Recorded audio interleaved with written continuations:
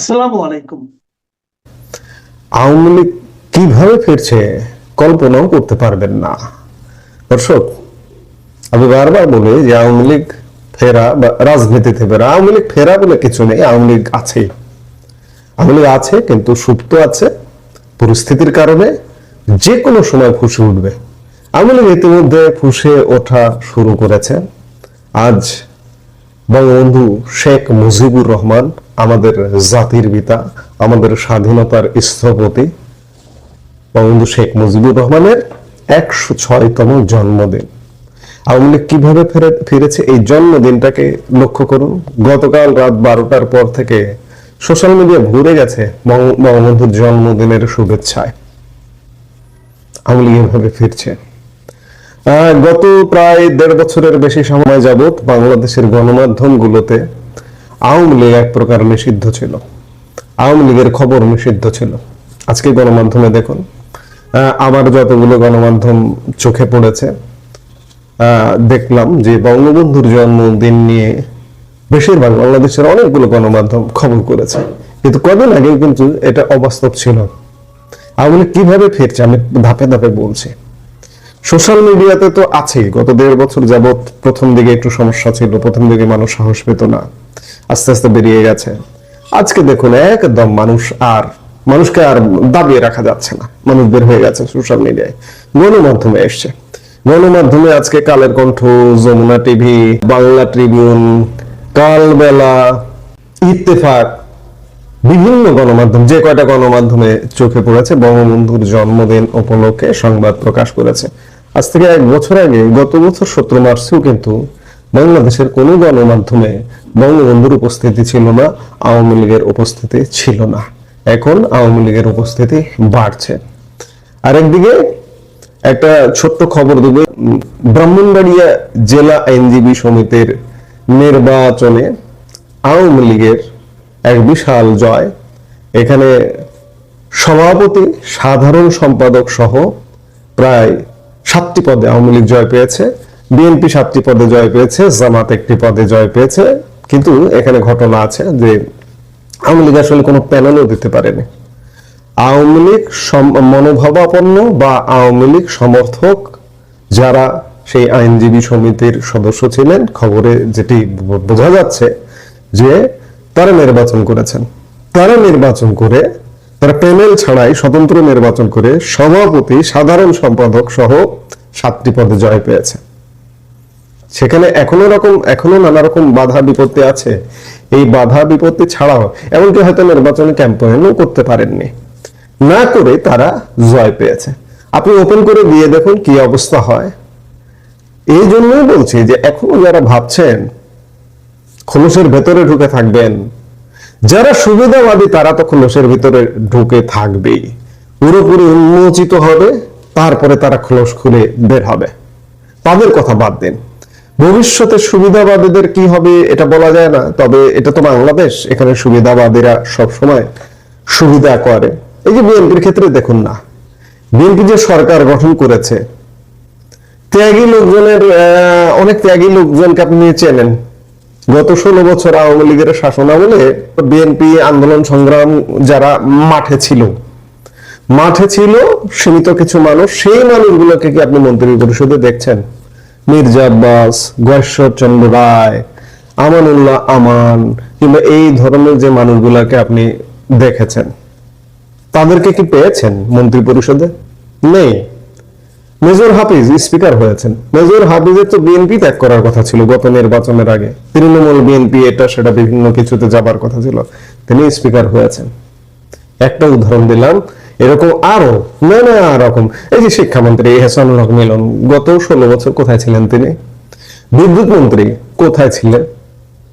তারপরে বিএনপির বাইক থেকে যে মন্ত্রীগুলা ডেকে আনা হয়েছে, ববি হাজ্জাজ কোথা থেকে এসে মন্ত্রী হয়েছে? তারেক রহমানের উপদেষ্টা একটা এই যে জাহিদুর রহমান, এদের কথা কিন্তু কেউ ভুলে যায় না ভাই।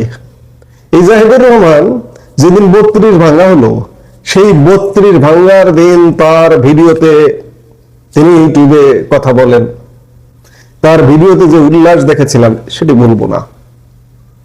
অর্থাৎ 32 ভাঙায় সে উল্লসিত। তার পুরস্কার হিসেবে তারেক রহমান তাকে উপদেষ্টা বানিয়েছেন? হতে পারে। আবার সোজা কথা, আপনি যে দলই করেন না কেন, আমি এখনো কোনো দলের নাম লেখাইনি, লেখায় না লেখায় আওয়ামী লীগের জন্য এত গুণগান গাই, এত কথা বলি কেন গাই? আওয়ামী লীগ আমাকে, আমার বাংলাদেশের জীবনকে অন্যরকম উচ্চতায় নিয়ে গেছে। আওয়ামী লীগ আমার জীবনকে স্বাচ্ছন্দ্য দিয়েছে। সেই স্বাচ্ছন্দ্য বিএনপি হোক, XYZ হোক, আগে আপনারা দিয়ে দেখুন, তারপরে ভেবে দেখব। যতক্ষণ পর্যন্ত না দিচ্ছেন বিগত 16 বছরের যে স্বাচ্ছন্দ্য পূর্ণ জীবন, জীবনকে সহজ করার জীবন, বিগত 16 বছরে কোনোদিন দেখিনি যে জ্বালানি নিতে পেট্রোল পাম্পের সামনে লাইন দিয়ে দাঁড়াতে হয়েছে। গত 1.5 বছরে ভয়াবহ আইন শৃঙ্খলা পরিস্থিতির অবনতি জীবনে কোনোদিন দেখিনি বিগত 16 বছরে। উন্নয়ন অবকাঠামোর এত নিম্নমান বিগত 16 বছরে দেখিনি আওয়ামী লীগ সরকারের সময়। বিএনপি সরকার আওয়ামী লীগ যে 16 বছরে যে শাসনটা দিয়েছিল তার থেকে উন্নত শাসন দিতে হবে, কিংবা ওই পর্যায়ের শাসন দিতে হবে। আগে দিন, তারপরে আপনাদের গুণগান গাইব কিনা ভাববার বিষয়। কিন্তু তার আগে পর্যন্ত আওয়ামী লীগের 16 বছরের শাসন আমল জল জল করছে মগজে, স্মৃতিতে। আর আমি যে কথাটি বলছিলাম, আমি বঙ্গবন্ধুর আলাপ দিয়ে শুরু করেছি। বঙ্গবন্ধুর জন্মদিন, 106তম জন্মদিন। যে বাঙালি, যে বাংলাদেশের মানুষ বঙ্গবন্ধুকে মানেন না, বঙ্গবন্ধুকে স্বাধীনতার স্থপতি মানেন না, সেই বাংলাদেশের মানুষ স্বাধীনতা মানেন না। সোজা কথা, এর চেয়ে বড় কথা আর হতে পারে না। বঙ্গবন্ধুর বাসভবন ভাঙা হয়, স্মৃতি জাদুঘর ভাঙা হয়, আপনি উল্লাস করেন, আপনি বাংলাদেশ বিরোধী, এতে কোনো সন্দেহ নাই। এই বাংলাদেশ বিরোধিতা নিয়ে, বঙ্গবন্ধু বিরোধিতা নিয়ে আপনি সফল হবেন এটি আমি মনে করি না। আপনি যে পুরোপুরি ব্যর্থ হবেন, তারেক রহমানের নিজের যদি সদিচ্ছা থেকেও থাকে, সদিচ্ছা আছে কিনা সেটি প্রমাণ না পাওয়া পর্যন্ত বলতে পারবো না, কিন্তু তার যে পরিষদ গঠন, এই পরিষদ গঠনে গলদ, গোড়ায় গলদ। ত্যাগীদের বাদ দিয়ে সব সুবিধাবাদীদের একটা পরিষদ গঠন করেছেন। তারেক রহমান কতটা সফল হবেন এতেই বোঝা যায়। দিনের সকালটা দেখলেই বোঝা যায় যে সারাটা দিন কেমন হবে। কাজেই আওয়ামী লীগ ছাড়া উপায় নেই, বঙ্গবন্ধু ছাড়া উপায় নেই, শেখ হাসিনা ছাড়া উপায় নেই। আওয়ামী লীগ প্রাসঙ্গিক ভাবে আছে, আসছে, তীব্রভাবে আসছে। শেখ হাসিনা কয়েকদিন আগে এক বক্তব্যে বলেছেন যে এখন থেকে সব নির্বাচনে অংশগ্রহণ করতে হবে, সেটা পেশাজীবী আইনজীবী সমিতির নির্বাচন, স্থানীয় সরকার নির্বাচন, সেটি যদি দলীয় ভাবে নাও অংশগ্রহণ করা যায়, স্বতন্ত্রভাবে, যে ব্রাহ্মণবাড়িয়া আইনজীবী সমিতির নির্বাচন, সেখানে প্যানেল দিতে পারেননি তারা, তারা স্বতন্ত্রভাবে ইলেকশন করেছেন, তারা জয়ী হয়েছেন, সভাপতি, সাধারণ সম্পাদক, এরকম জয়ের চিত্রটা সারা বাংলাদেশে।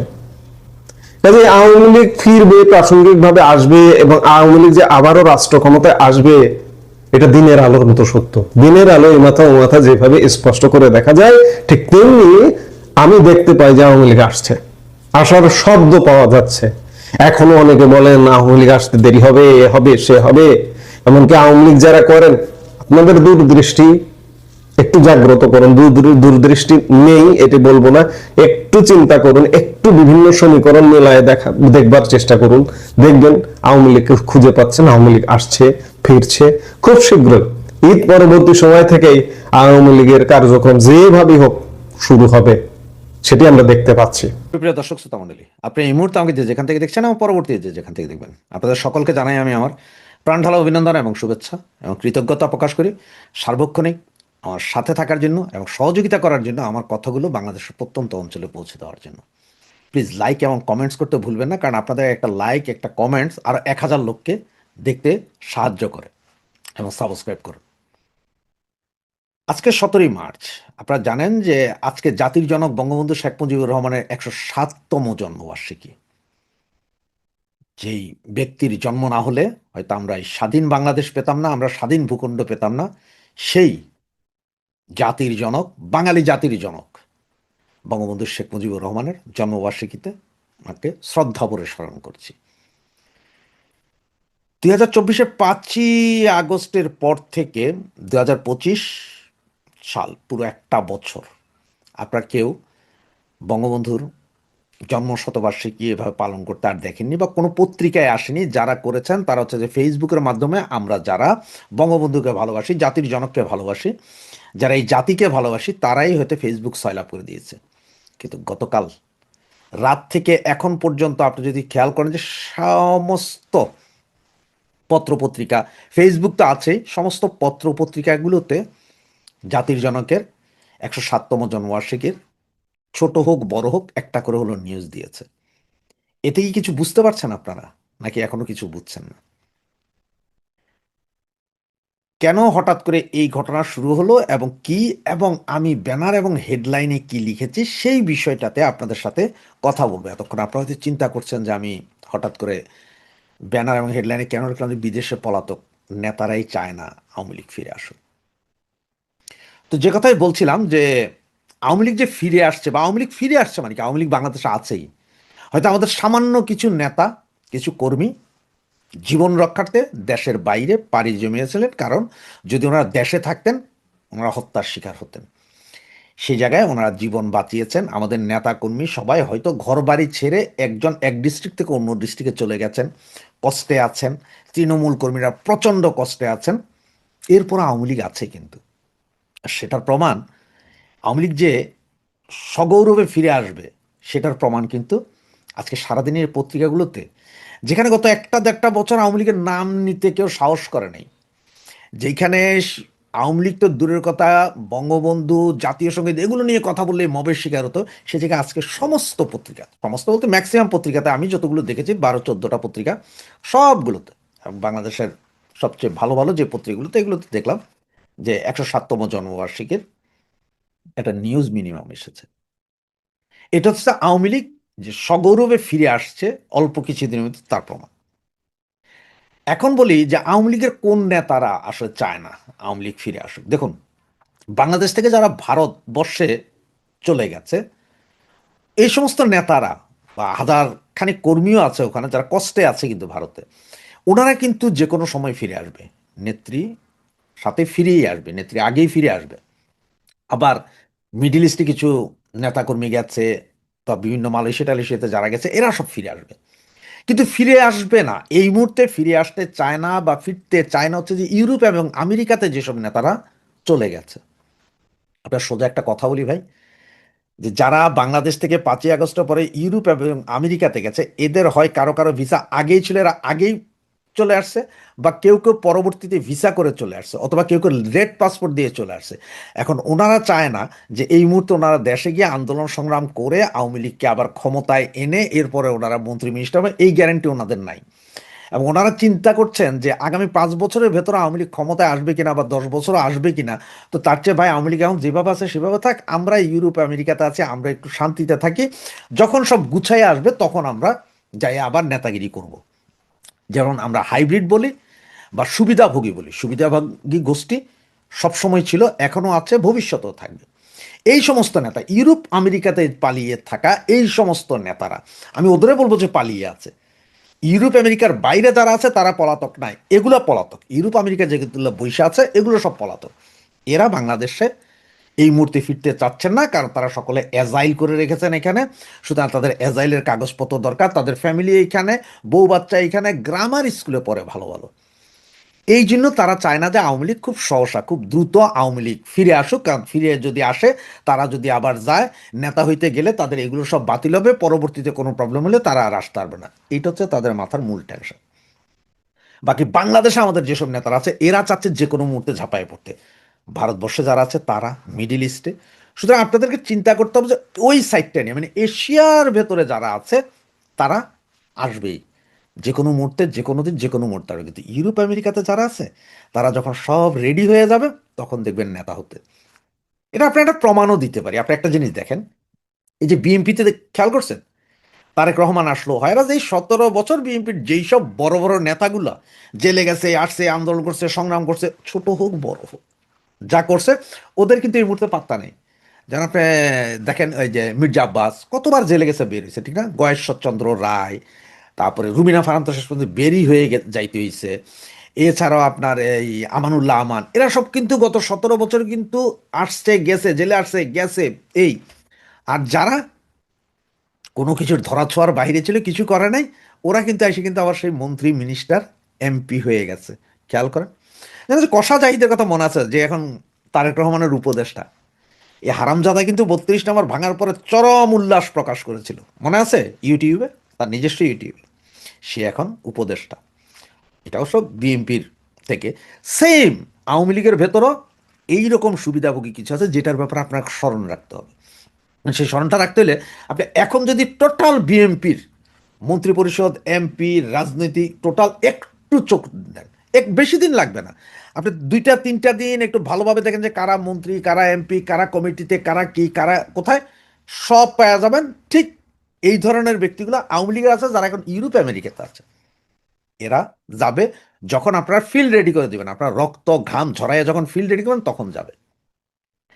এরা চাচ্ছে যে আমাদের নেত্রী যাতে এই মুহূর্তে ইন্ডিয়া থাকে, কোনো দরকার নাই বাংলাদেশে আন্দোলন ডাক দেওয়ার দরকার নাই, কারণ আন্দোলনের ডাক দিলে পোলাপাইন রাস্তাতে নামবে, তাদের নেতাগিরি তো চলে যাবে। তারা তো একজন প্রভাবশালী নেতা মন্ত্রী ছিল, তাদের তো প্রভাব চলে যাবে, কারণ তারা এই মুহূর্তে দেশে যাবে না। তাদের কথা হচ্ছে 100% সেটেলড হলে, মানে সব ঠিক, ওনাদেরকে জামাই আদরে আপনারা নিয়ে আসবেন, ওনারা ক্ষমতায় বলবে, ওনারা আবার মন্ত্রী হবেন, ওনারা আবার 2 নম্বরই করবেন। এগুলো থেকে সাবধান। আর এই ধরনের এই আমেরিকা ইউরোপের যেগুলো আছে, আমেরিকা ইউরোপ, আমি বারবার বলছি, আমেরিকা ইউরোপ অস্ট্রেলিয়া নিউজিল্যান্ডে যেগুলো আছে, এরা কেউ বাংলাদেশে এই মুহূর্তে ফেরত চাচ্ছেন না। এবং এরা চাচ্ছেন না যে নেত্রী কোনো আন্দোলনের ডাক দিক, কোনো কিছু করুক, কারণ তারা তাদের আগের কাগজপত্র ঠিক করতে চাচ্ছে।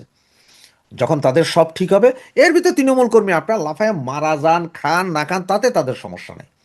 তারা টাকাও খরচ করবে না, কিছু না। হ্যাঁ, মাঝে মধ্যে হয়তো তারা এই 50,000, 1 লাখ টাকা দিচ্ছে কাউকে কাউকে, দিয়া বলতে যে তুমি 2টা পোস্টার লাগাই দাও, ওই 2জন লোকরে খাওয়াই দাও, 10টা পাঞ্জাবি জেলখানায় পাঠাও, আমার নামটা দিয়া, যাতে প্রচার প্রচারণায় থাকি আমি, যে আমি আছি। কিন্তু এরা কেউ চাচ্ছে না যে আওয়ামী লীগ এই মুহূর্তে কোনো আন্দোলন করুক, রাস্তায় ফিরে আসুক।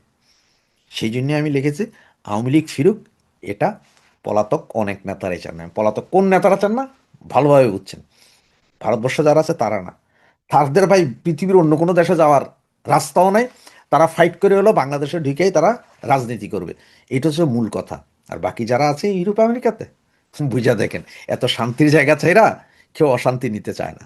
তো জয় বাংলা, জয় বঙ্গবন্ধু।